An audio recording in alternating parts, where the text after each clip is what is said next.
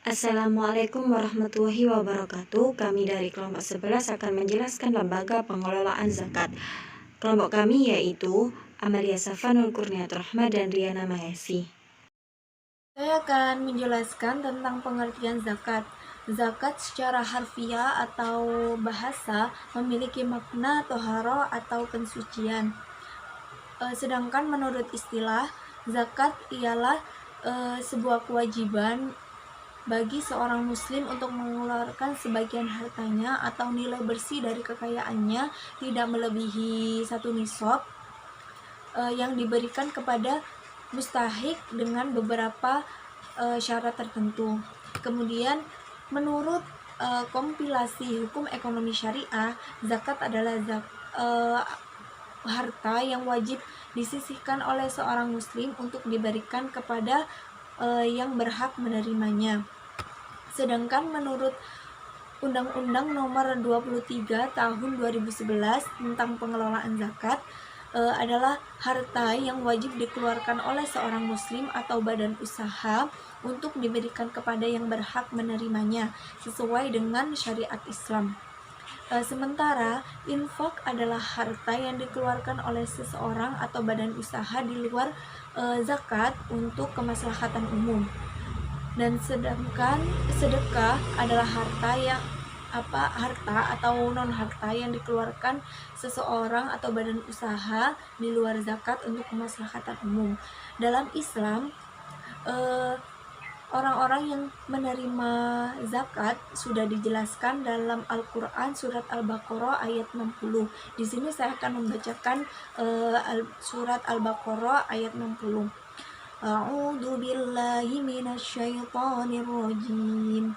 Innamas shadaqatu lil fuqara'i wal masakini wal 'amilina 'alaiha wal mu'allafati qulubuhum wa fir riqabi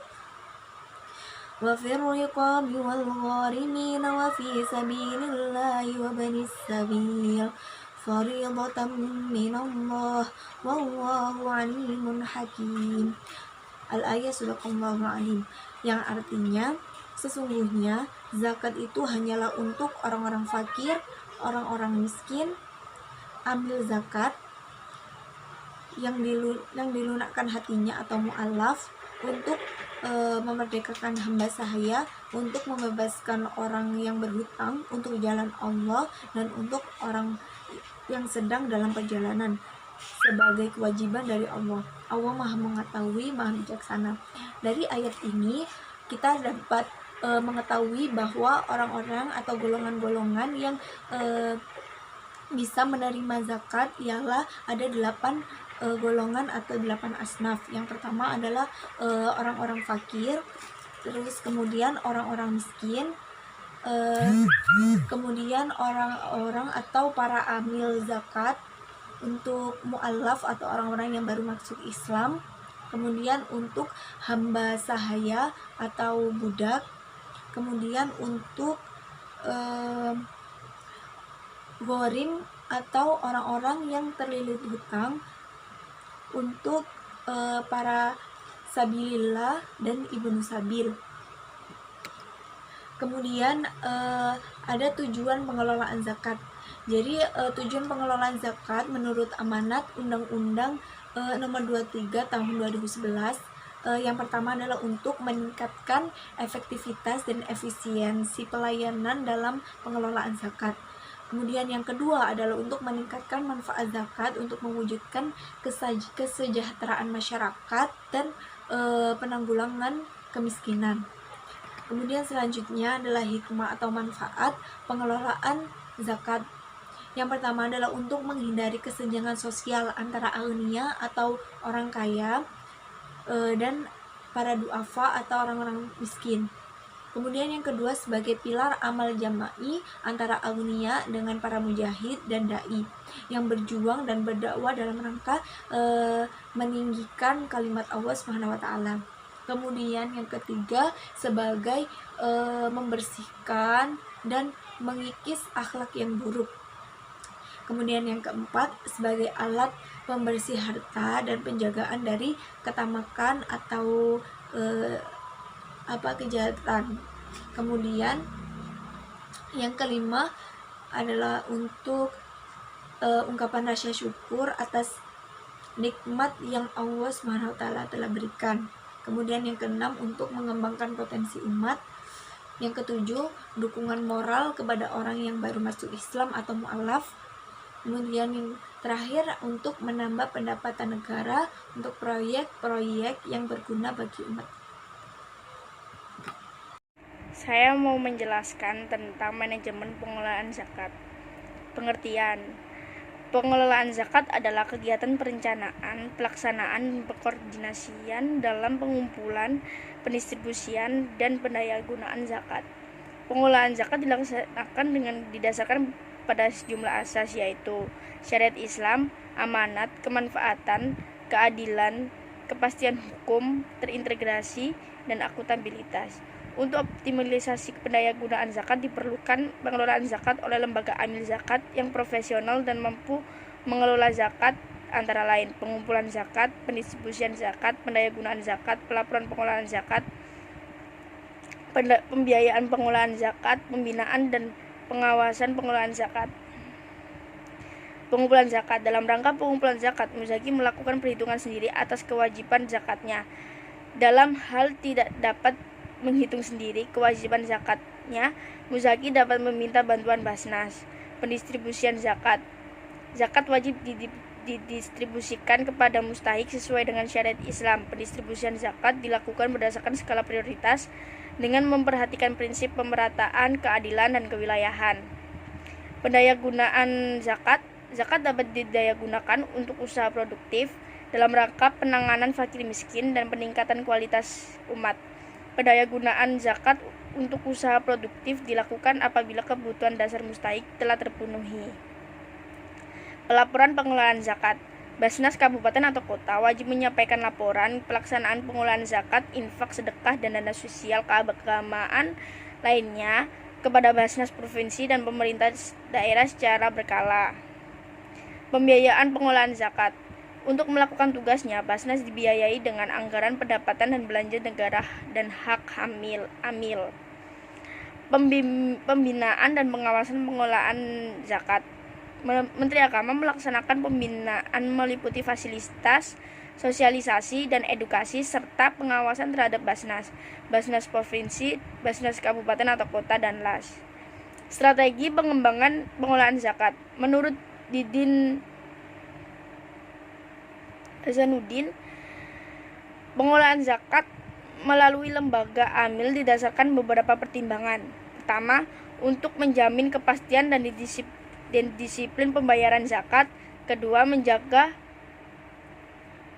perasaan rendah diri para mustahik apabila berhadapan langsung untuk menerima haknya dari muzaki. Ketiga, untuk mencapai efektivitas, dan sasaran yang tepat dalam penggunaan harta zakat menurut skala prioritas yang ada di suatu tempat. Prinsip pendayagunaan hasil pengumpulan zakat untuk mustahik. Hasil pendataan dan penelitian kebenaran mustahik 8 asnaf. B. Mendahulukan orang-orang yang paling tidak berdaya memenuhi kebutuhan dasar secara ekonomi dan sangat memerlukan bantuan. C. Mendahulukan mustahik dalam wilayahnya masing-masing. Di sini saya akan menjelaskan pengumpulan hasil pengelolaan zakat. Hak yang menerima zakat disebutkan termasuk dalam 8 isnaf, yaitu golongan yang menerima zakat, yaitu diantaranya ada fakir, ada miskin, ada amil, ada mu'alaf, ada orang yang berdagang budak, dan orang yang berutang fisabilillah, dan orang yang sedang dalam perjalanan. Sedangkan harta yang dizakati adalah bagian dari harta yang dimiliki oleh muzaki yang wajib untuk dikeluarkan zakatnya. Yang pertama adalah muzaki dan harta yang dizakati. Muzaki adalah seorang muslim dibebani kewajiban dan mengeluarkan zakat disebabkan terdapat kemampuan harta setelah sampai nisab dan haulnya.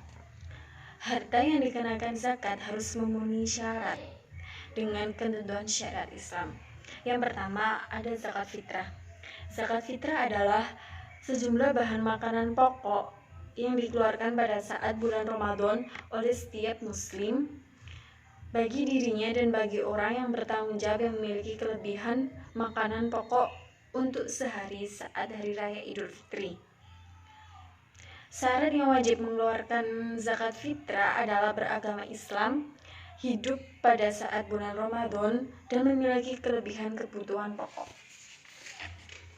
Yang kedua ada zakat harta atau disebut zakat mal. Zakat mal merupakan harta yang dimiliki oleh muzaki perorangan atau badan usaha. Syarat kekayaan itu dizakati, antara lain memiliki, penuh, berkembang, cukup nisab, lebih dari kebutuhan pokok, bebas dari utang, sudah berlalu dalam 1 tahun. Yang kedua ada amil. Di dalam Undang-Undang Nomor 23 Tahun 2011 itu menyebutkan bahwa lembaga pengelolaan zakat di Indonesia terdiri dari 2 macam, yaitu Badan Amil Zakat Nasional atau disebut Basnas yang dibentuk oleh pemerintah dan Lembaga Amil Zakat atau LAS yang dibentuk oleh masyarakat.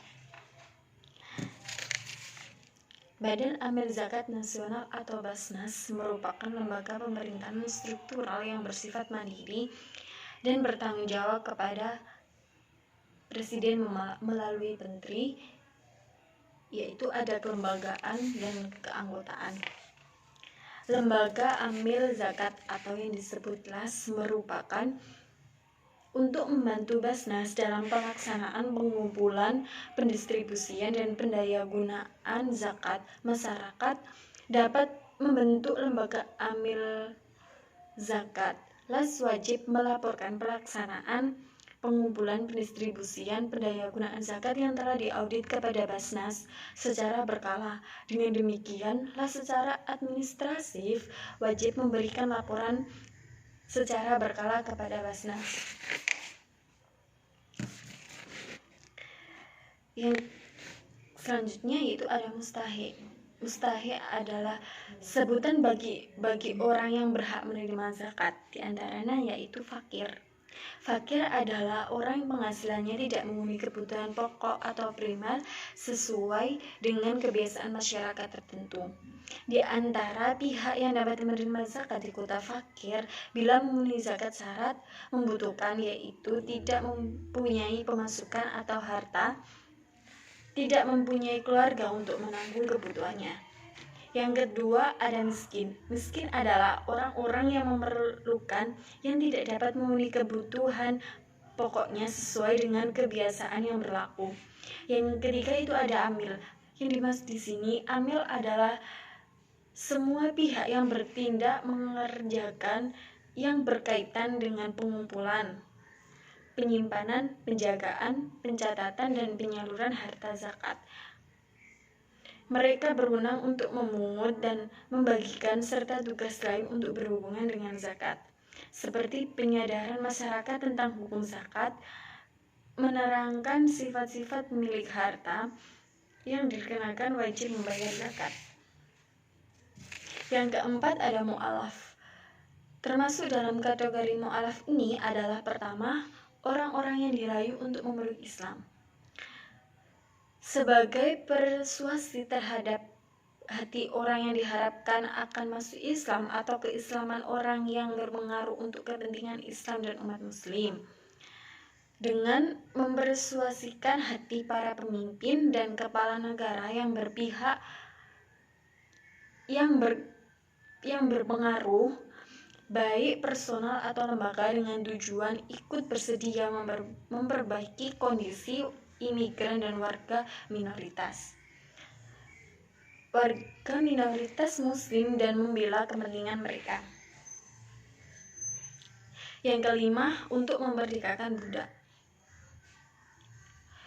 Mengingatkan golongan di sekarang ini, maka kota zakat mereka dialihkan ke golongan orang mustahik. Lain menurut pendapat mayoritas fiqh atau jumhur. Namun sebagian ulama berpendapat juga bahwa golongan ini masih ada, yaitu para tentara muslim yang menjadi tawanan, atau bisa diartikan budak yang diberi kesempatan oleh tuannya untuk berusaha membebaskan dirinya. Yang keenam adalah orang yang berutang. Termasuk dalam kategori ini adalah orang yang berutang untuk kepentingan pribadi yang tidak bisa dihindari dengan syarat berikut. Yang pertama, ada orang yang uang itu tidak timbul karena kemaksiatan. Yang kedua, ada utang itu melilit pelakunya. Yang keempat, ada si pengutang sudah tidak sanggup lagi melunasi utangnya. Yang keempat, utang itu sudah jatuh tempo atau sudah harus dilunasi ketika zakat itu diberikan kepada si pengutang. Yang terakhir ada fisabilillah. Yang dimaksud fisabilillah di sini adalah orang berjuang di jalan Allah dalam pengertian luas sesuai dengan yang ditetapkan oleh para ulama fikih. Intinya adalah melindungi dan memelihara agama serta meninggikan kalimat tauhid. Orang yang sedang dalam perjalanan atau ibnu sabil adalah orang asing yang tidak memiliki biaya untuk kembali ke tanah airnya. Golongan ini diberi zakat dengan syarat sedang dalam perjalanan di luar lingkungan negeri tempat tinggalnya. Perjalanan tersebut tidak bertentangan dengan syariat, sehingga pemberian zakat itu tidak menjadi bantuan untuk berbuat maksiat. Sekian presentasi dari kami. Apabila ada salah dan lebihnya kami mohon maaf yang sebesar-besarnya. Saya akhiri. Wassalamualaikum warahmatullahi wabarakatuh.